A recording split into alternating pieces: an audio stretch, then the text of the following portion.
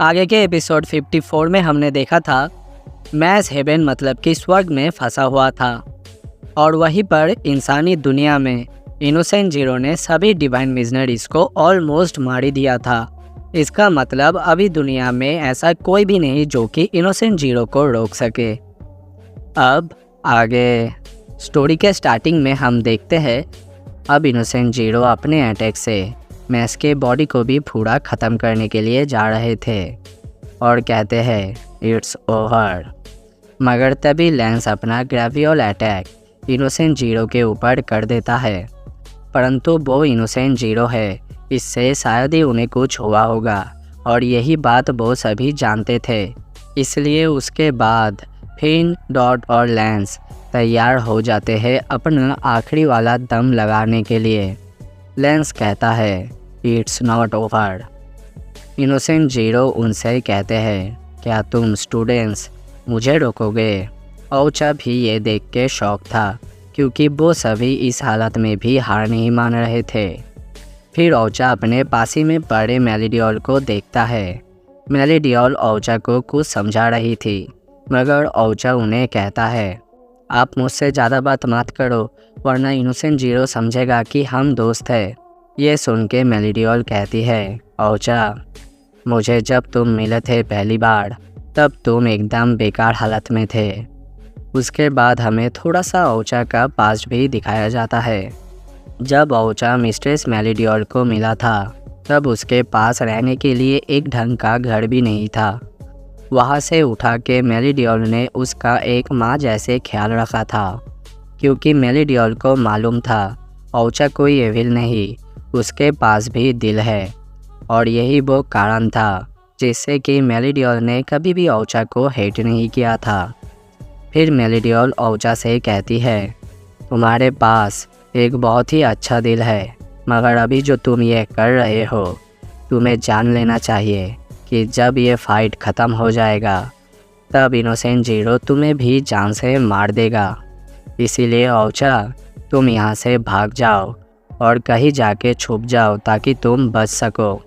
Ocha कहता है आप सही कह रहे हो, मुझे यहाँ से भाग जाना चाहिए वरना मैं भी जल्दी मर जाऊँगा। फिर ओचा मेलिडियोल को थैंक यू कह के वहाँ से भाग जाता है। ओचा भागते भागते सभी के बारे में ही सोच रहा था कि सभी अपना जी जान लगा रहे हैं। ओचा सोच ही रहा था, लेकिन तभी इनोसेंट जीरो अपना डार्कनेस मैजिक अटैक उसके ऊपर कर देते हैं। वो अटैक बहुत ही तेज़ी से ओचा को लगने ही जा रहा था। ओचा कहता है मुझे मरना नहीं है, मगर तभी हम देखते हैं लेंस उसी वक्त आके उस अटैक को अपने ग्रेवियोल अटैक से रोक देता है। ओचा कहता है इसके लिए आपका शुक्रिया।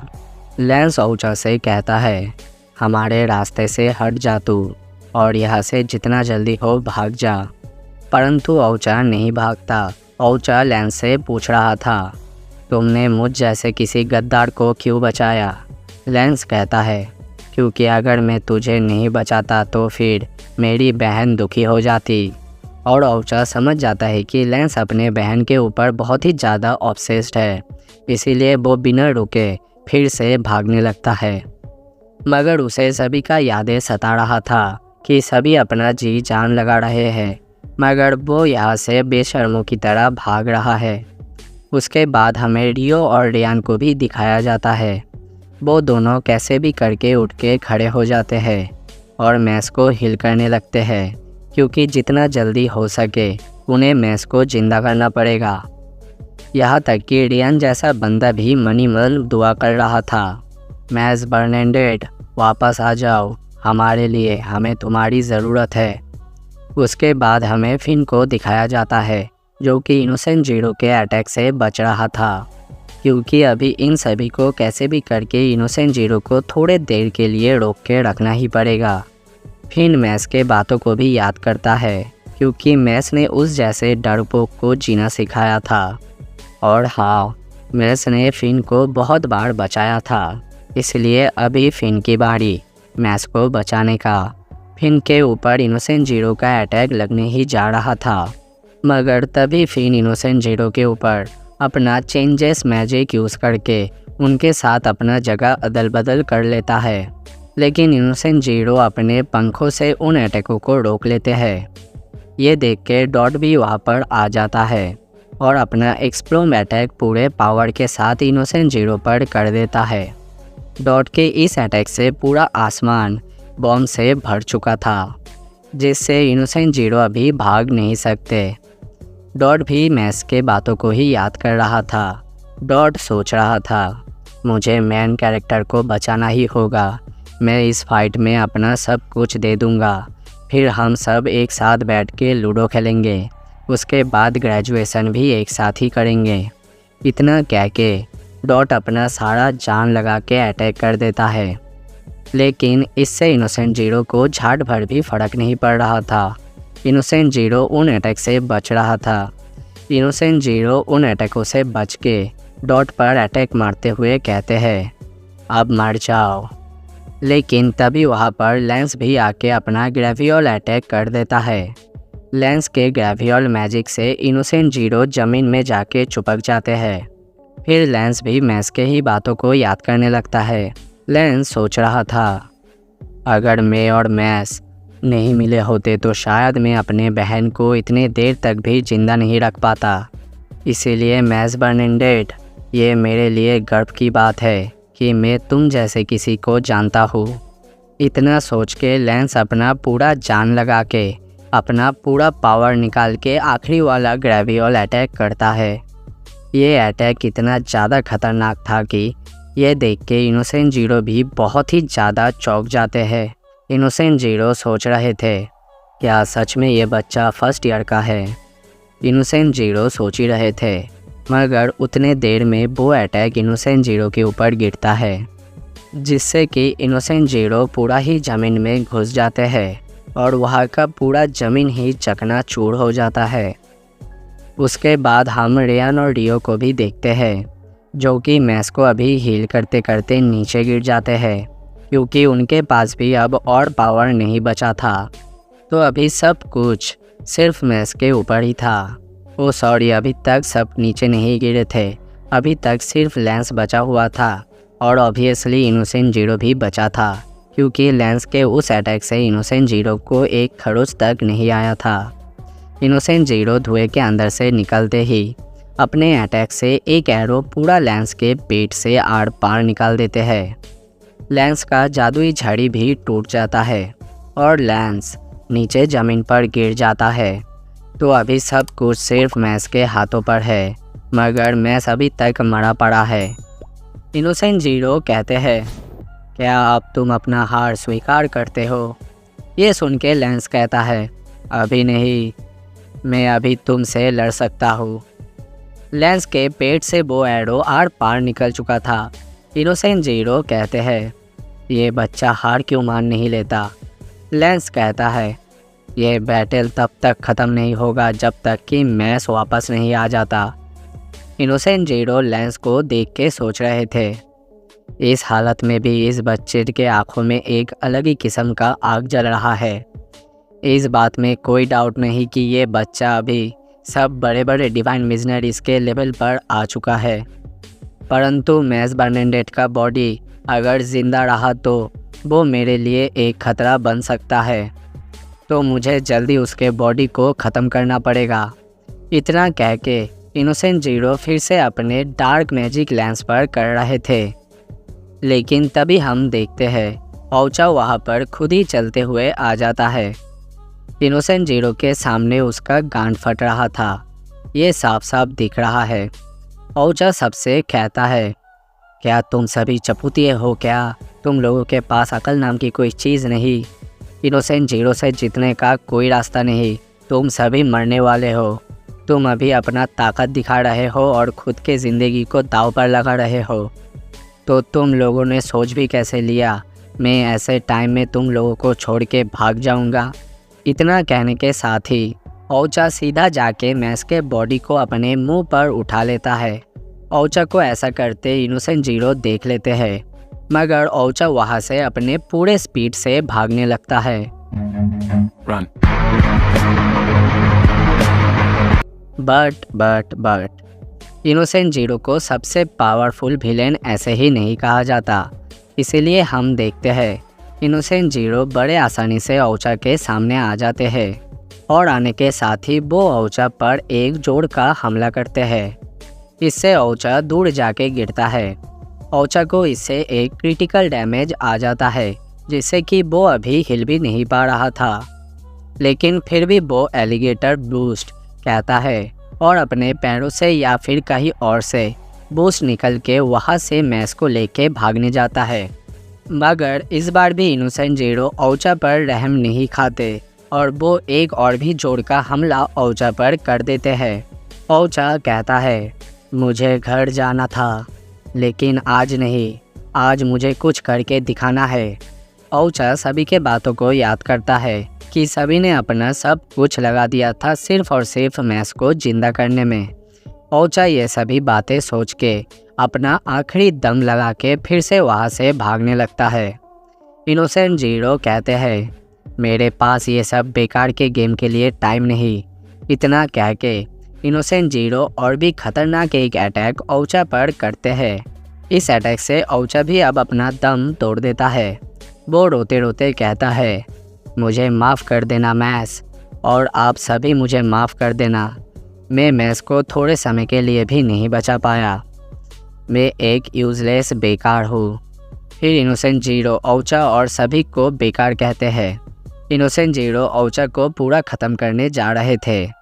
बट तभी हम देखते हैं एक बहुत ही जोर का पंच आके इनोसेंट जीरो के मुंह पर लगता है। और आप सभी जानते हो ये पंच, ये हाथ किसका था, जिसका सभी को इंतज़ार था।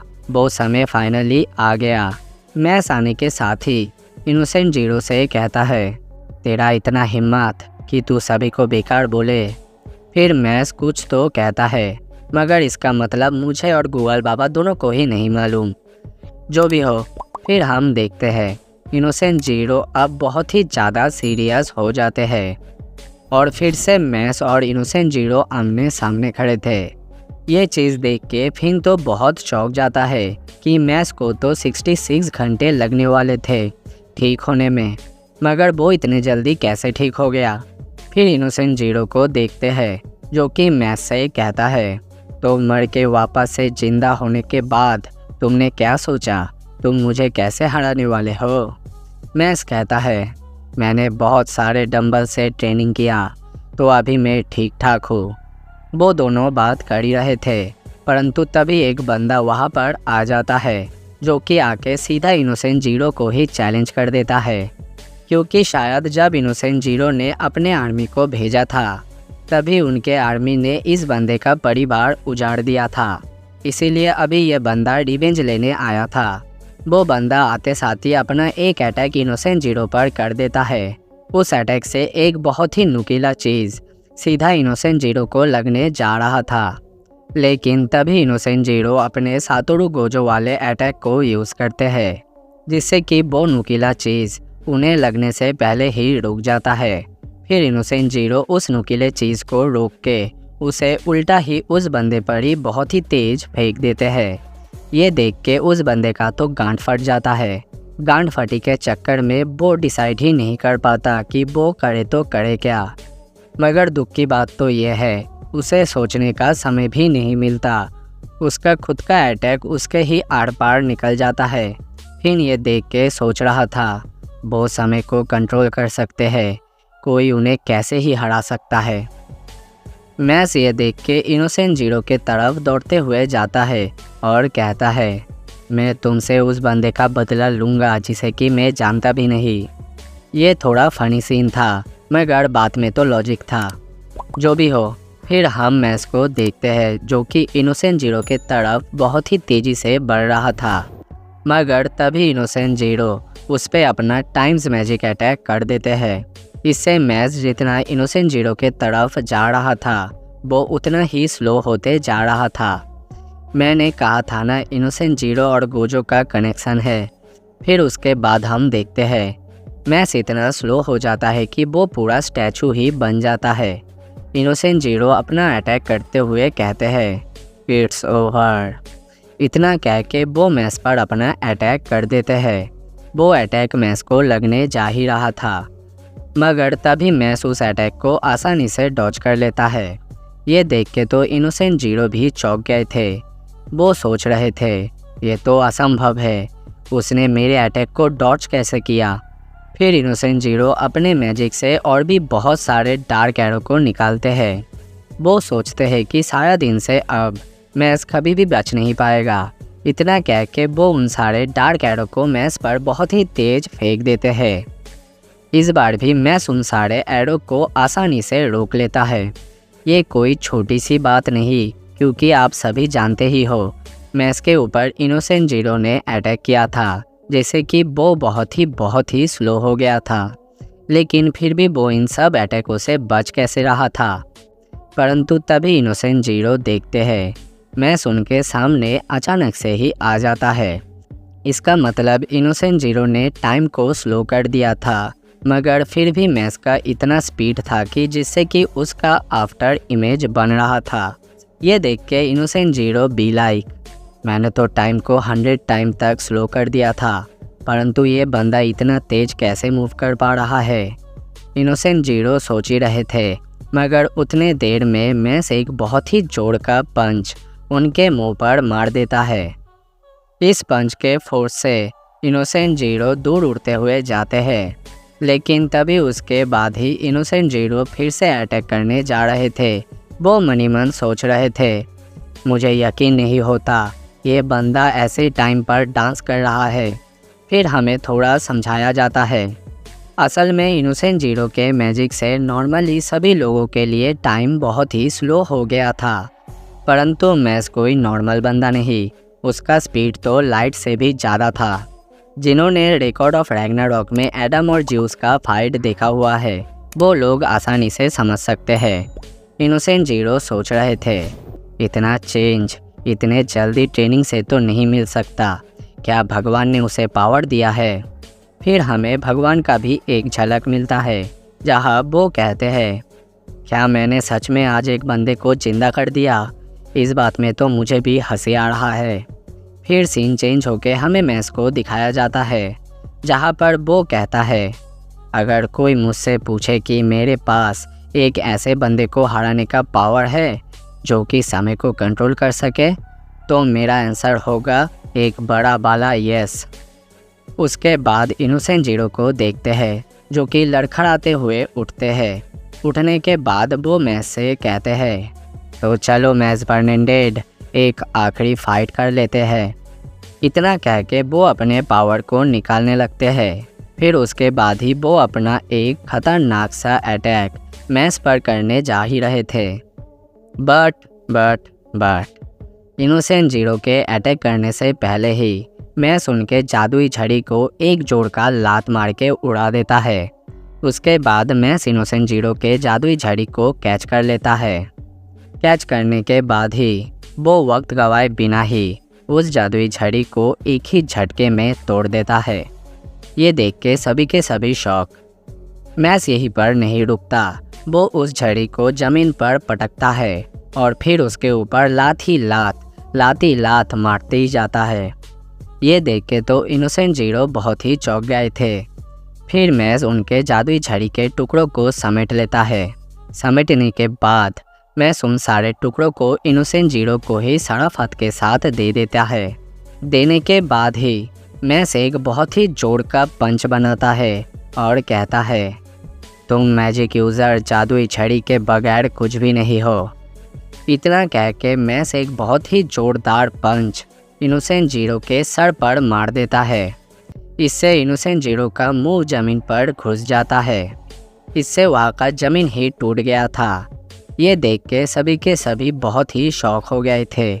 ऑब्वियसली भाई, जिस बंदे ने अकेले सबका गांड मारा था, मैस ने आके उसका ही गांड मार डाला। फिर उसके बाद हमें इनोसेंट जीरो को दिखाया जाता है। वो ज़मीन पे पड़े हुए थे। मैस इनोसेंट जीरो को देख रहा था। इनोसेंट जीरो धीरे धीरे अपना दम तोड़ देते हैं। फिर ये देख के चिल्लाता है, तुमने उसे जान से मार दिया। मैस, तुमने इनोसेंट जीरो को मार दिया, इसका मतलब कि तुम अभी एक खूनी हो। ये सुनने के बाद मैस बेचारा सोचने लगता है कि इसके बाद उसे सज़ा मिलेगा और उसे जेल में भी ले जाया जाएगा। अब ये सब सोचने के बाद बंदा बहुत ही उदास हो जाता है। तभी डॉट और लैंस इनोसेंट जीरो के मैजिक पावर को फिर से फील कर पाते हैं। इनोसेंट जीरो के माथे पर जो सील लगा हुआ था वो सील टूट जाता है। इनोसेंट जीरो के शरीर से बहुत ही खतरनाक मैजिक पावर निकल रहा था। ये पावर बियॉन्ड था किसी भी चीज़ से। इनोसेंट जीरो एक सचमुच का भगवान बन चुके थे, एक ऐसा भगवान जिनका पावर सबसे ऊपर था। अभी वो एक सबसे परफेक्ट हो चुके थे।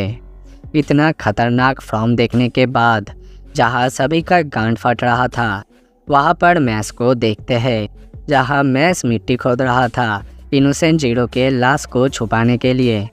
असल में मैस ने सोचा था कि इनोसेंट जीरो शायद टपक गए होंगे। भाई ये वाला सीन शायद सबसे एपिक सीन था। जो भी हो, उसके बाद इनोसेंट जीरो का ये रूप देख के सारी दुनिया शॉक में चली जाती है।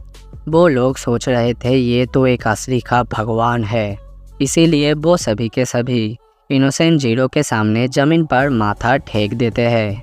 मगर वो सभी डर से ऐसा करते हैं क्योंकि वो भी जानते हैं भगवान न शैतान, ये कुछ भी नहीं।